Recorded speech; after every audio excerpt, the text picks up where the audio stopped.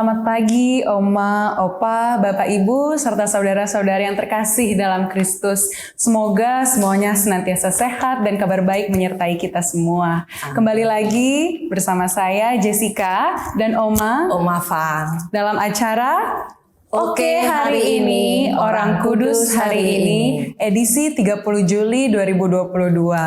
Selamat pagi Oma, apa kabar? Selamat pagi, kabar baik, Puji luar biasa. Tuhan, luar biasa. Oma, hari ini kita mau bercerita mengenai salah satu santo ya Oma. Iya, Santo betul. siapa Oma? Santo Petrus Chrysologus. Wow, namanya itu agak jarang nih Oma saya dengar ya. Dan mungkin dari namanya punya arti yang sepertinya menarik nih Oma. Mungkin Oma bisa ceritakan arti namanya ini Santo Petrus Chrysologus. Iya. Bagaimana Oma? Santo Petrus Chrysologus itu singkatan dari Petrusnya yang berarti batu. Oke. Nah, sedangkan Kristusnya itu emas. Dan logusnya adalah kata. Jadi Petrus Chrysologus berarti Petrus si perkataan emas. Baik Oma, tadi sudah dijelaskan mengenai arti namanya. Perkataan emas itu saya masih belum mengerti sih Oma. Jadi mungkin nanti ke depannya Oma ceritakan, saya mungkin bisa mengerti ya perlahan-lahan. Dan tapi sebelum itu Oma mungkin bisa ceritakan dari latar belakangnya dulu nih. Latar dari tempat lahir mungkin, atau dia kelahiran kapan, dan waktu kecil itu apa saja sih yang dilakukan oleh beliau ini? Santo Petrus Chrysologus itu lahir di Imola dan sejak dini dia sudah memiliki panggilan menjadi seorang diakon dan imam yang ditasbihkan oleh Uskup Cornelius. Waktu kecil itu beliau, saya pernah dengar, punya prinsip yang dewasa begitu Oma ya. Kalau tidak salah beliau punya salah satu pandangan mengenai orang besar itu seperti apa. Mungkin Oma bisa jelaskan. Sejak kecil ia mempunyai pandangan ingin menjadi besar. Supaya menjadi besar itu harus bisa mengendalikan emosi dan mengenakan semangat Kristus. Baik, berarti memang dari kecil kan Santo Petrus Chrysologus ini sudah mulai masuk ke dunia diakon begitu. Dan dia punya satu prinsip atau pandangan yang dewasa banget nih. Oma mungkin bisa ceritakan bagaimana sih itu? Prinsip hidup Petrus Chrysologus itu apabila ingin menjadi besar, dia harus memiliki semangat dengan mengenakan semangat Kristus dan bisa mengendalikan emosi. Oke, berarti dua kunci itu ya Oma bagi Santo Petrus Chrysologus untuk menjadi seorang yang besar, harus ada dua hal itu. Luar biasa. Lalu Oma, tahapan dari Santo Petrus Chrysologus ini dari diakon ya. Lalu waktu beliau menjadi seorang uskup itu bagaimana Oma? Ia diangkat jadi Uskup Agung Ravenna setelah Uskup Ravenna itu meninggal oleh Sri Paus Leo Agung. Oke, berarti ditahbiskannya oleh Paus Leo Agung ya Oma. Lalu pada saat beliau menjadi uskup itu apa yang dilakukan? Dia melakukan gerakan-gerakan yang sangat efektif dan membantu umat tumbuh di dalam iman. Luar biasa. Kata kuncinya efektif dan bertumbuh dalam iman ya Oma. Lalu nih, saya ingin balik lagi nih Oma ke awal. Tadi Oma bilang arti namanya itu perkataan emas. Petrus si perkataan emas. Oma mungkin bisa ceritakan nih, apa sih maksud dari perkataan emas ini Oma? Uskup Kristus menjadi terkenal karena khotbah-khotbahnya yang singkat dan pesan-pesannya yang disampaikan jauh lebih berharga daripada emas. Wow. Dalam khotbahnya itu uskup juga mendesak setiap orang menerima Yesus sesering mungkin dalam komuni kudus yang ada dalam iman Katolik. Luar biasa. Dan senantiasa mengusahakan damai terhadap sesama. Berarti memang Santo Petrus ini orangnya, semangatnya itu ditularkan ya Oma ke umat-umatnya pada saat dia menjadi uskup. Lalu senantiasa mengusahakan perdamaian begitu. Iya, betul. Perdamaian luar biasa.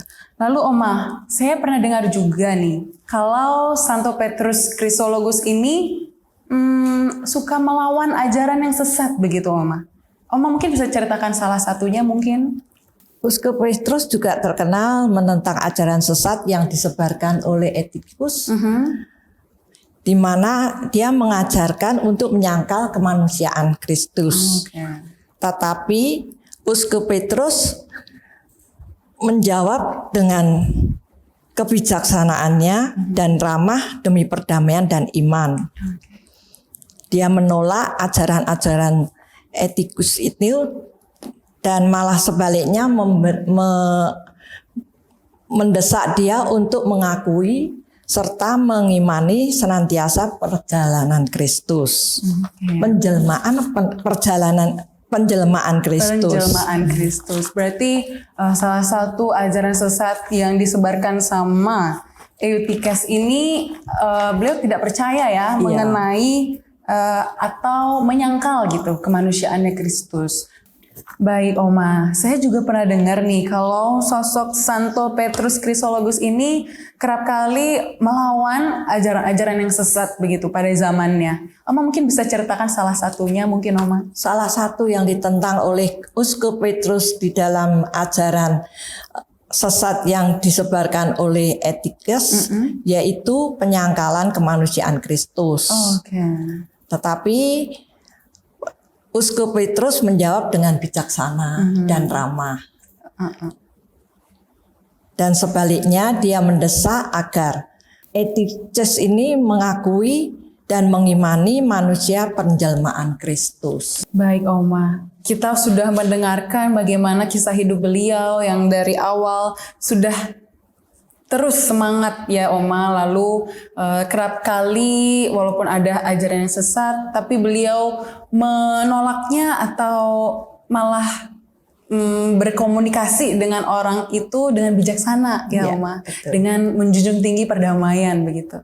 Lalu Oma, kalau boleh tahu seorang santo itu kan pasti diberi gelar orang kudus apabila hidupnya sudah kembali pada Kristus. Oma bisa ceritakan bagaimana mungkin akhir dari perjalanan Santo Petrus Chrysologus ini? Setelah Santo Petrus Chrysologus wafat pada tanggal 2 Desember tahun 450 di kota kelahirannya Imola, Italia. Ia diberi gelar oleh Paus Benediktus XIII karena khotbah-khotbahnya yang luar biasa dan begitu juga kaya akan pengajaran. Luar biasa. Dan gelar itu bernama Santo Petrus sebagai doktor gereja. Doktor gereja, luar biasa. Kalau kita ibaratkan yang zaman kita sekarang ya Oma, untuk mencapai gelar doktor itu harus sekolah terus ya Oma. Iya, harus S3. S3 ya Oma sekarang. Tapi pada zaman dulu, pada abad ke-5 begitu, beliau pun sudah mulai banyak menyebarkan pengajaran-pengajaran lewat khotbahnya begitu ya. Luar biasa sekali. Terima kasih Oma. Dan mungkin kalau bisa saya simpulkan mengenai Santo Petrus Chrysologus ini, beliau dari kecilnya sudah mempunyai semangat yang tinggi, sudah dewasa begitu ya dalam imannya, serta mempunyai semangat yang luar biasa untuk tetap menjadi orang yang menjunjung tinggi perdamaian. Walaupun kita dengar tadi Oma Fang bilang ada semacam ajaran yang sesat begitu ya mengenai pemahaman tentang kemanusiaan Kristus. Tetapi Santo Petrus Chrysologus ini tidak menggunakan cara yang keras. Beliau tetap ramah, tetap bijaksana. Dan pada akhirnya pun beliau di akhir hidupnya sebagai orang yang Oma bilang tadi, arti namanya perkataan emas, dijuluki gereja pada tahun 1700-an menjadi doktor gereja. Luar biasa sekali dan semoga kita semua di sini bisa mengambil hikmah dari perjalanan hidup Santo Petrus Chrysologus ini. Dan sebelum kita menutup Oma, marilah kita berdoa bersama. Dalam nama Bapa, Putra, dan Roh Kudus. Amin. Santo Petrus Chrysologus, doakanlah kami. Kemuliaan kepada Bapa dan Putra dan Roh Kudus, seperti pada permulaan, sekarang, selalu, dan sepanjang segala abad. Amin. Dalam nama Bapa, Putra, dan Roh Kudus. Amin. Terima kasih Oma, Opa, Bapak, Ibu, serta saudara-saudara yang terkasih dalam Kristus atas kebersamaan kita di acara Oke, hari ini orang kudus hari ini. Semoga kita mendapatkan manfaat dan hikmah dari kisah Santo Petrus Kristologus. Sampai berjumpa di kesempatan berikutnya. Oke,